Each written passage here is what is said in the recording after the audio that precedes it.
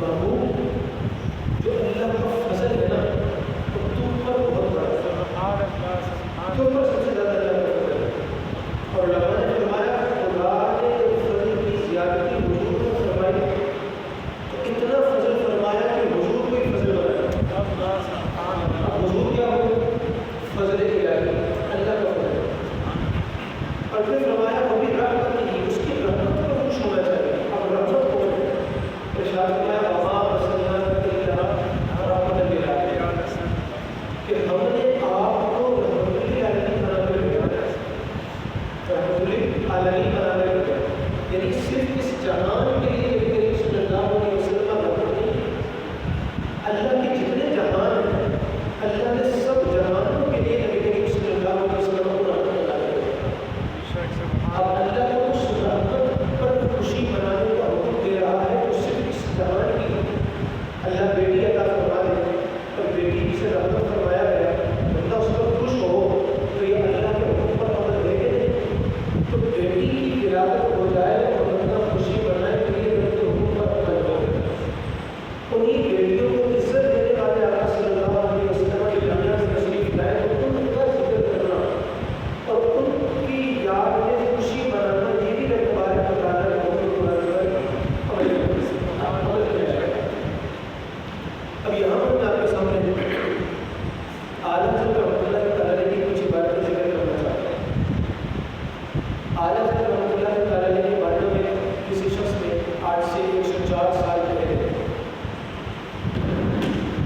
ایک پمفلٹ بھیجا اعلیٰ حضرت کی طرف، جس طرح ہمارے یہاں اب تو پمفلٹ بھی لگتے ہیں ہمارے یہاں، مگر اب سوشل میڈیا پر بھی نشر ہوتی ہے نا، پوسٹیں چلتی ہیں اس کی۔ تو اعلیٰ حضرت کسی نے ایک پوسٹر بھیجا، پمفلٹ بھیجا کہ جو میلاد کے مخالفین ہیں وہ یہ پوسٹر سب جگہ چلا رہے ہیں، یہ پوسٹر سب جگہ چلا رہے ہیں اور لوگوں کو بھلانے کی کوششیں کر رہے ہیں۔ تو آپ اس کے جواب شاید اس پوسٹر میں کیا لکھا تھا؟ اس میں لکھا تھا کہ اگر تم میلاد شریف کا ثبوت دے دو تو ہم تمہیں 200 روپے انعام دیں گے۔ میلاد شریف کا ثبوت دے دو تو ہم تمہیں 200 روپے انعام دیں گے۔ آپ کو یہ 200 روپے کا آج اس طرح کہ آج کے 200 روپے مراد نہیں ہے، 200 کے 200 اور وہ اس وقت کے 200 آج کے کتنے ہیں میں آپ کو بتاؤں۔ اعلیٰ حضرت رحمۃ اللہ تعالیٰ کے دور میں جس کے پاس 56 روپے ہوتے تھے تو اس میں زکوٰۃ خرچ ہو جاتی تھی 56 روپے۔ آج ہمارا 25 روپے کی ایسی کھا جاتا ہے تو مطلب یہ نہیں ہوتا۔ 56 روپے جس کے پاس ہو اس پہ سال ہو جائے نا تو اس کا 2.5% زکوٰۃ ادا کرے، یعنی آج کے اعتبار سے ہم تقریباً لاکھ روپے سمجھ لیتے ہیں، کیونکہ 80 روپے ہزار روپے سے حساب ہے 52.5 تولہ چاندی کا، جو 52.5 تولہ چاندی ہے نہیں تو کر رہی ہے تو مجھے 80 سے 90 ہزار کے آس پاس ہے۔ مہنگائی بھی بڑی، ہم لاکھ روپے خرچ کر لیتے ہیں، راؤنڈ فگر سمجھ نہیں۔ انہوں نے کہا ہم جو میلاد کو ثبوت دے دو تو ہم 200 روپے انعام دیں گے۔ اس کا مطلب ہے کیا ہوگا؟ تقریباً 4 لاکھ، تقریباً نہیں تو 3 لاکھ تو سب نہیں سمجھے نا، 3 لاکھ سے تو زیادہ ہی لگتا ہے، ہم صرف 3 لاکھ سمجھ رہے ہیں، زیادہ نہیں بناتے۔ یعنی اگر کوئی میلاد کا ثبوت دے دو تو ہم تمہیں 3 لاکھ روپے دیں گے۔ یہ پمفلٹ چلتا تھا اس وقت اعلیٰ حضرت رحمۃ اللہ تعالیٰ، اور اعلیٰ حضرت کے پاس ہے اعلیٰ حضرت رحمۃ اللہ تعالیٰ نے ارشاد فرمایا کہ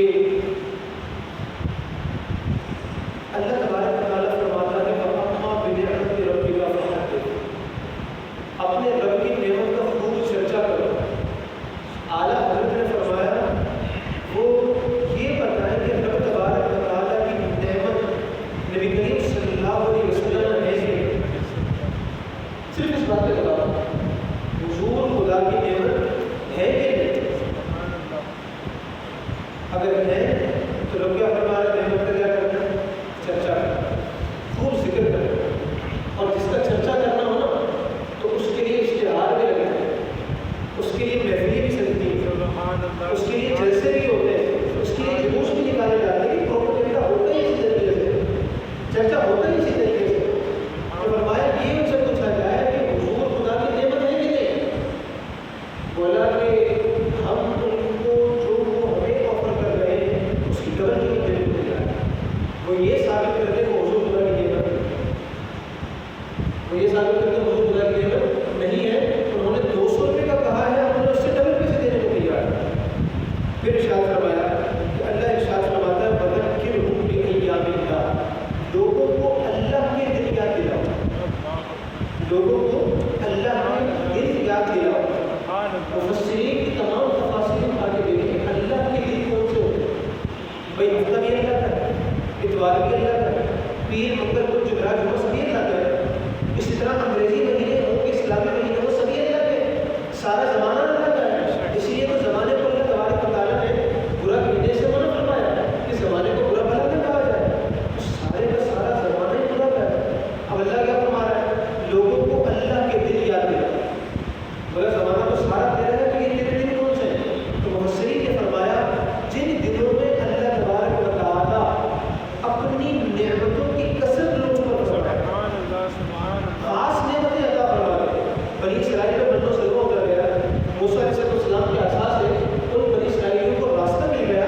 تو فرمایا جس دن میں خدا کی کوئی عظیم نعمت مل جائے نا وہ اللہ کا وہ اللہ کا دن.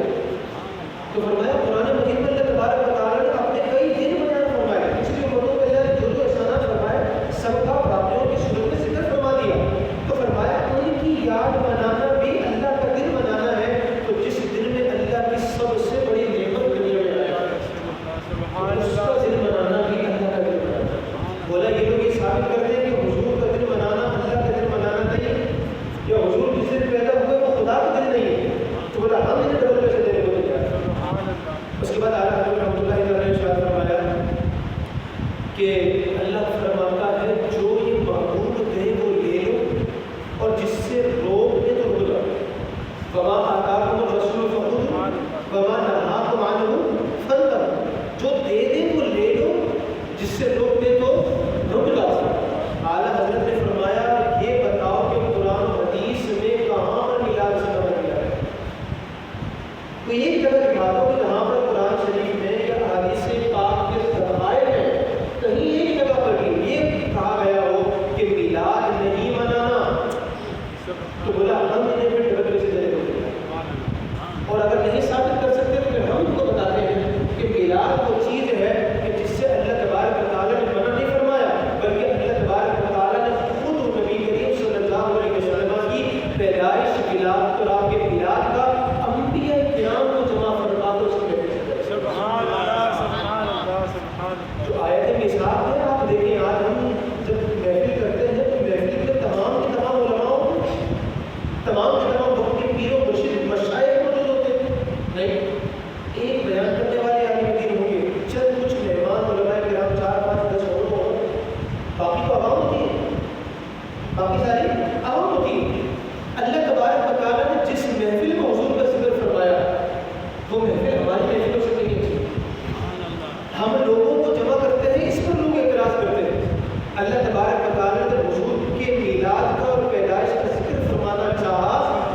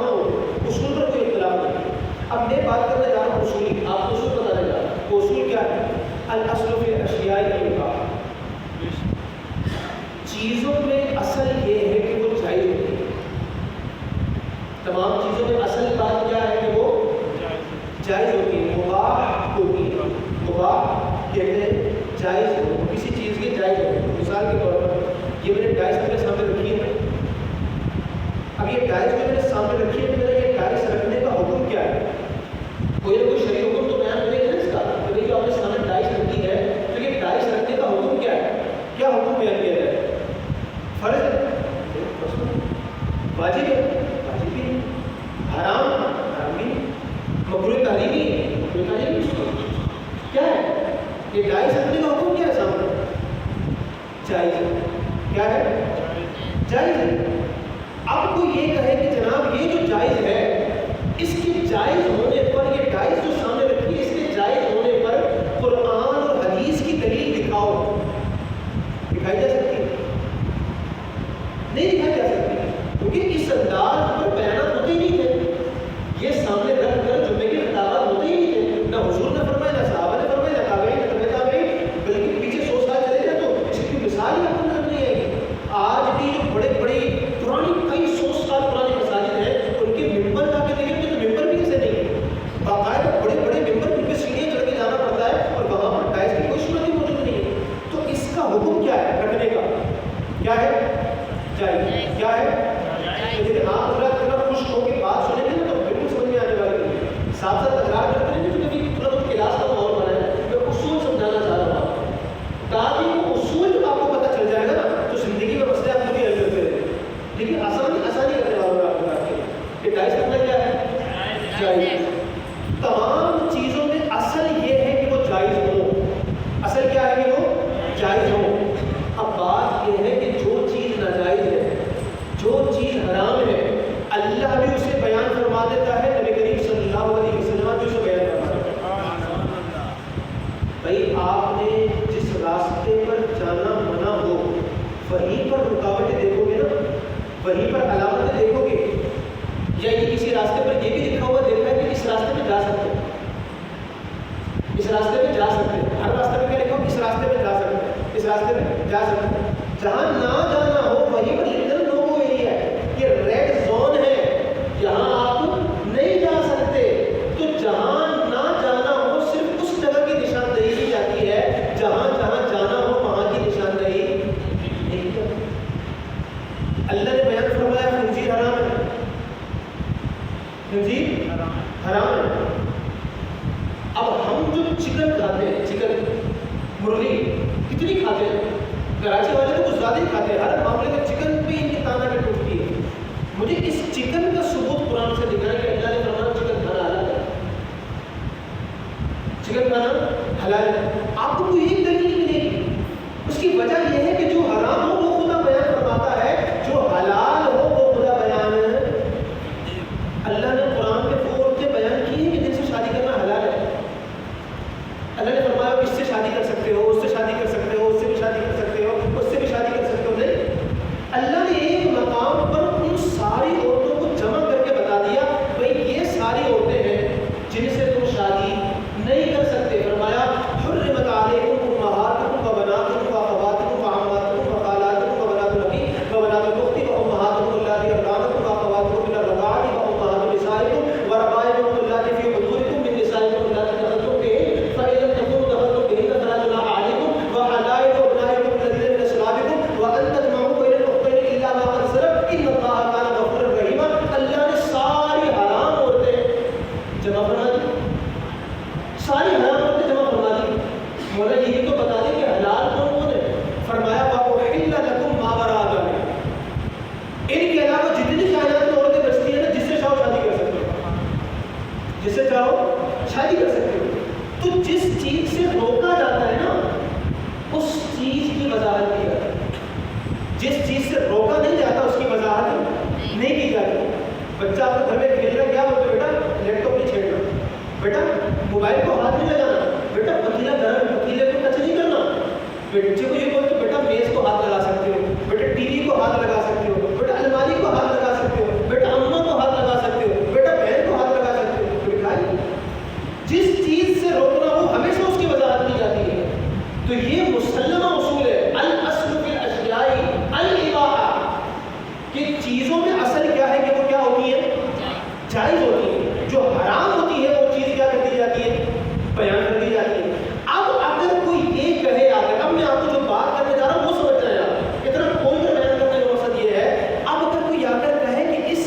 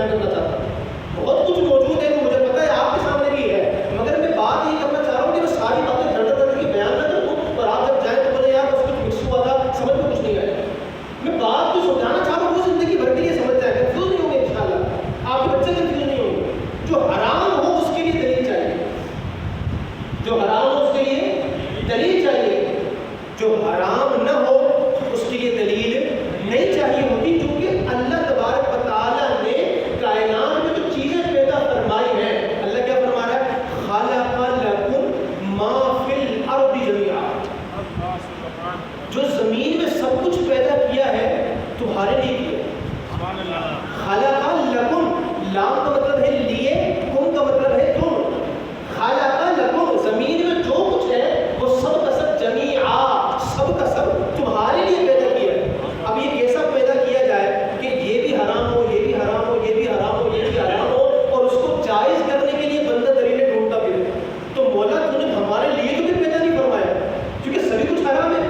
ہمیں تو جائز کرنے کے لیے دلیل نکالنی پڑے گی، قرآن سے بھی حدیث سے بھی. اللہ نے فرمایا سب کچھ تمہارے لیے پیدا کیا ہے، ہر چیز استعمال کرو، ہر چیز سے فائدہ اٹھاؤ، مگر جس چیز سے فائدہ نہیں اٹھانا، جو ناجائز ہے، جو حرام ہے، وہ میں بیان کروں گا، میرے رسول بیان کروں گا. اللہ نے حضرت آدم کو کہا تھا آدم دیکھو اس درخت کے پاس بھی جانا، اس کے پاس بھی جانا، اس کے پاس بھی جانا، اس کے پاس بھی جانا، اس کے پاس بھی جانا، اس کے پاس بھی جانا، اس کے پاس بھی جانا. اللہ یہ ایک بچ گیا، ہاں اس کے پاس نہیں جانا، ایسا ہوا تھا.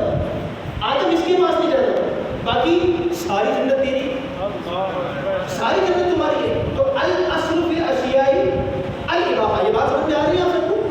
آپ سب بردر ہلا کر تو بتا سکتے ہیں نا، سمجھ میں آ رہی ہے نا آپ کو؟ تو ہر چیز میں اصل کیا ہے کہ وہ کیا ہوتی ہے؟ جائز ہوتی ہے. اب جو یہ کہیں کہ بھئی جلوس کا ثبوت دو، چراغاں کا ثبوت دو، نیاز کا ثبوت دو، تو ثبوت تو خیر ہم آپ کو لا کر دے دیں گے قرآن سے بھی حدیث سے بھی، مگر بالفرض بھائی نہیں ہمارے پاس کوئی ثبوت. ایک مثال لے رہا ہوں، ہمارے پاس کوئی ثبوت نہیں ہے، نہ چراغاں کا ثبوت ہے، نہ لنگر کا ثبوت ہے، اور کسی بھی چیز کا ثبوت نہیں ہے. مجھے یہ بتاؤ لنگر کرنا قرآن و حدیث میں کام نہیں ہے؟ چراغاں کرنا اس دور میں چلے ٹھیک ہے دیے ہوتے تھے، آج ہمارے پاس لائٹ ہے. کہیں پر یہ کہا گیا کہ دیے نہیں جلانا چاہیے، اتنی روشنی نہیں کرنا، کہیں منع نہیں.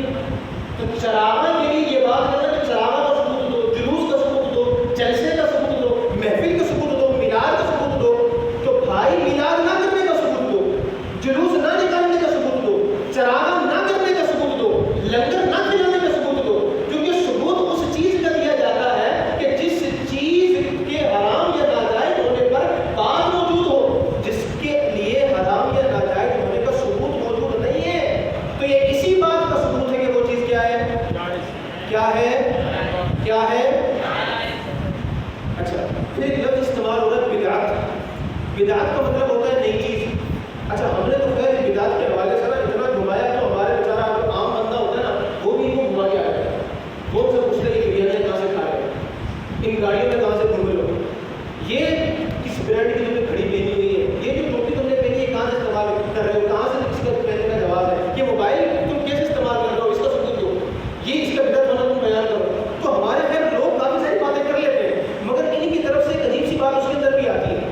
وہ کیا کہ بھائی ہم یہ سب دین سمجھ کے نہیں کر رہے، ہم یہ سب دین سمجھ کے، توجہ ہے، ہم یہ سب دین سمجھ کے، بریانی ہم دین سمجھ کے نہیں کھا رہے، موبائل ہم دین سمجھ کے استعمال نہیں کر رہے، گاڑیوں میں ہم دین سمجھ کے نہیں گھوم رہے. تم جو چراغاں کر رہے ہو، تم جو جلوس کر رہے ہو، تم جو جلسے کر رہے ہو، تم جو محفل کر رہے ہو، تم جو میلاد کر رہے ہو، تم جو لنگر کھلا رہے ہو، دین سمجھ کے کر رہے ہو. اور یہ صحابہ نے نہیں کیا، حضور نے نہیں کیا، بعد کے بزرگوں نے نہیں کیا. تو تم چونکہ دین سمجھ کے کر رہے ہو، ہم دین سمجھ کے نہیں کرتے. اب میں اس بات کا جواب دیتا ہوں، بات آپ کو سمجھ میں آئی گی؟ اعتراض سمجھ میں آیا ہے؟ اعتراض سمجھ میں آ گیا ان کا کہ بھائی تم سب یہ کام دین سمجھ کے کرتے ہو، ہم نئے نئے کام جو ہم کر رہے ہیں وہ دین سمجھ کے نہیں کرتے. اب جو میں بات کرنے جا رہا ہوں وہ آپ سمجھ جائیں، ورنہ آپ یہاں سے جانے کے بعد میرے خلاف باتیں کریں گے. سمجھ جائیں، کیونکہ اگر آپ سمجھ جائیں گے تو آپ کو بات سمجھ میں آ جائے گی. میں اس کی بات کر رہا ہوں، سمجھ رہے ہیں میں کیا کہہ رہا ہوں؟ کہ بات میری سمجھیے گا، بعد میں جا کے باہر بات کرنے کے بجائے مجھ سے اگر بات کیجیے گا کہ میں آپ کی بات سے یہ سمجھا ہوں تو مجھے سمجھ میں نہیں آ رہا ہے، باہر جا کے بات کرنے کی ضرورت نہیں. میں ہم جو بات کرنے جا رہا ہوں میرا کام مجھے سنیں. ہم چراغاں، ہم یہ جلوس اور ہم میلاد کا یہ مروجہ انداز کہ اسٹیج لگے ہوں، پھر قرات ہو رہی ہے، پھر نعتخوانی ہو رہی ہے، پھر بیان ہو رہا ہے، پھر صلاۃ و سلام پڑھا جا رہا ہے، یہ سب کام ہم دین سمجھ کے ہم بھی نہیں کرتے. شوق لگے گا، لگیے نا، دیکھیں سب رک گئے بالکل. میں نے کہا اب میری بات سمجھیے کہ جو میں آگے کرنا چاہ رہا ہوں اس کی وضاحت میں. ہم بھی یہ چراغاں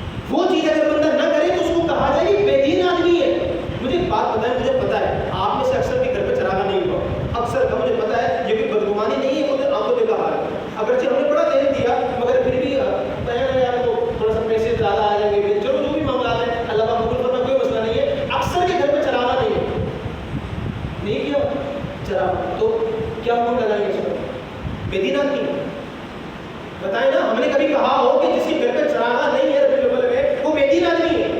جس کے گھر پہ جھنڈا نہیں لگا ہوا بے دین آدمی ہے؟ لنگر نہیں کھلاتا یا لنگر کھاتا نہیں بے دین آدمی ہے؟ محفل میں آتا نہیں یا محفل کرواتا نہیں بے دین آدمی ہے؟ ہم نے کبھی کہا نہیں کہا نا. اس کی وجہ یہی ہے کہ بھائیوں یہ جو کام ہے ہم دین سمجھ کے نہیں کرتے, ورنہ ان کا نہ کرنا کیا ہو جائے گا؟ بے دینی. کیا ہو جائے گا؟ تو بھائی سوال یہ ہے پھر کیا سمجھ کے کر رہے ہو؟ پھر کیا سمجھ کے کر رہے ہو؟ میں نے کہا اس کا جواب میں دوں یا ان سے دلواؤں؟ اس کا جواب میں دوں کہ ہم پھر یہ کیا سمجھ کے کر رہے ہیں یا ان سے دلواؤں؟ بتائیں نا کن سے دلواؤں تاکہ یہ بھی تو ماننے والے ہو نا. انہی کی بات آگے کرنے میں کر دوں کیونکہ یہ بات یہ بھی مانتے وہ بات ہم بھی مان لیں گے. یہ حدیث بیان کرتے ہیں وہ یہ کہ نبی کریم اسلام نے ارشاد فرمایا من احدث فی امرنا ھذا لیس منہ فہو رد, کہ جس نے ہمارے دین میں کوئی نئی بات ایجاد کری جو اس دین سے تعلق نہیں رکھتی تو وہ رد ہے, اس پہ عمل نہیں کیا جا سکتا, رد ہے. میں نے ان سے یہ کہا نبی کریم علیہ السلام نے ارشاد فرمایا ہے کہ مجھے منع کیا گیا ہے کہ میں مسجدوں میں چونا کروں, مسجدوں کو سجاؤں, مجھے منع کیا گیا ہے. یہ نبی کریم علیہ السلام کی حدیث مبارکہ سیاہ ستہ میں حضور نے کہا فرمایا مجھے منع کیا گیا ہے کہ میں مسجدوں کو چونا کروں, مسجدوں کو سجاؤں, زیب و زینت کروں مسجد کی. آج مجھے یہ بتاؤ کون سی مسجد میں چونا نہیں ہے؟ بولے چونا چونا. اب تو مسجد میں کیا کیا ہے بھائی, جا کے دیکھو شیشے کی دیواریں, یہ ماربل, یہ ٹائلیں, یہ لائٹنگ, یہ ایک ساؤنڈ, سب کچھ. آج کل کسی ایک جگہ پر مسجد مجھے دکھاؤ اس زمانے کی مسجد جو حضور کے دور میں موجود تھی, وہ کھجوروں کی چھتیں اور وہ بالکل کچی مٹی ہے کہ جس کو بندہ سجدہ کرے تو مٹی سے سارا گرد آلود ہو جائے. ہے کہیں پر بھی ایک مسجد ایسی ہماری یا کسی کی بھی؟ حضور نے تو منع فرمایا. اب جب یہ حدیث آئی نا تو ان کے بڑے نے کیا لکھا وہاں پر حاشیے کے اندر قاعدہ لکھا, وہ قاعدہ جو ہم بھی مانتے یہ بھی مانتے. میں نے کہا میں وہ بات کروں گا جو سب مانتے ہیں. قاعدہ یہ لکھا الضرورات تبیح المحظورات, کہ جب کسی چیز کی ضرورت پڑ جائے تو منع شدہ چیز کے جس سے روکا گیا ہے, منع کی گئی ہے, وہ بھی جائز ہو جاتی ہے. حضور نے منع فرمایا مسجد میں چونا نہیں کرنا, مگر ہمارے ہاں اگر ایسی مسجدیں نہ بنائیں, آپ بتائیے یہاں پر ٹائلیں نہ ہو, یہاں پر نوکیلے پتھر نکلے ہو, آپ آئیں گے سجدہ کرنے کے لیے؟ آپ میں نے کہا بھائی نہیں بھائی وہاں تو جا کے نماز پڑھو, اس کے بعد 2 گھنٹے سونا پڑتا ہے, آرام کرنا پڑتا ہے, مرہم لگانے پڑتے ہیں. اگر یہاں پر اس طرح پانی کا ٹھنڈا انتظام نہ کیا جائے تو آئے گا تو یہاں پنکھے یہاں سے غائب کرتے بالکل, ایک پنکھا نہیں ہے. حضور کی مسجد میں تھا پنکھا نہیں تھا, آؤ اسی طرح نماز پڑھو, آئے گا کوئی؟ اب مسئلہ یہ ہے کہ مسجدیں ہم سجا نہیں سکتے, مسجدوں میں چونا نہیں کر سکتے, یہ حضور کا حکم ہے. مگر ان کی بڑے نے کیا لکھا, وہ بات تو ہم میں کہہ رہا تھا اپنی دلیل میں نہیں دے رہا, ان کے گھر سے دلیل دے رہا ہوں. اور اسی کے حاشیے میں نیچے لکھا کہ جب ضرورت پڑ جائے نا کہ اس طرح لوگ ورنہ مسجد میں نہیں آئیں گے, ہوا نہیں ملے گی مسجد میں نہیں آئیں گے, ٹھنڈا پانی نہیں ملے گا نہیں آئیں گے, تو لہٰذا جب ضرورت پڑ جائے نا تو ضرورت چونکہ ایجاد کی ماں ہوتی ہے, لہٰذا ممنوع چیز بھی کیا ہو جاتی ہے, جائز ہو جاتی ہے. اسی لیے کیا کہتے ہیں آپ حضرات مسجد میں پنکھا لگائیے, اللہ کو ثواب عطا فرمائے. ادھر سے کیڑا ثواب بھائی؟ قرآن میں کہیں ہے پنکھا لگاؤ ثواب ملے گا؟ حضور نے فرمایا پنکھا لگاؤ ثواب ملے گا؟ وہ جی مسجد میں لوگ پانی پیئیں گے, ٹھنڈی مسجد لگوا دے, اللہ کی قبر ٹھنڈی کر دے گا. کہاں سے کر دے گا بھائی؟ قرآن میں کہیں فرمایا قبر ٹھنڈی کرے گا, ٹھنڈے پانی کی مسجد میں لگاؤ؟ حدیث میں کہیں فرمایا نہیں. یہ کہتے ہیں کہ ضرورت جب پڑتی ہے تو ممنوع چیزوں کو بھی کیا کر دیتی ہے, جائز کر دیتی ہے. میں نے کہا اصحاب صفہ کا مدرسہ تھا, حضور کے صحابہ اس مدرسے میں پڑھتے تھے, اس مدرسے میں ہاسٹل کا نظام دکھاؤ, اس مدرسے میں کھانے کا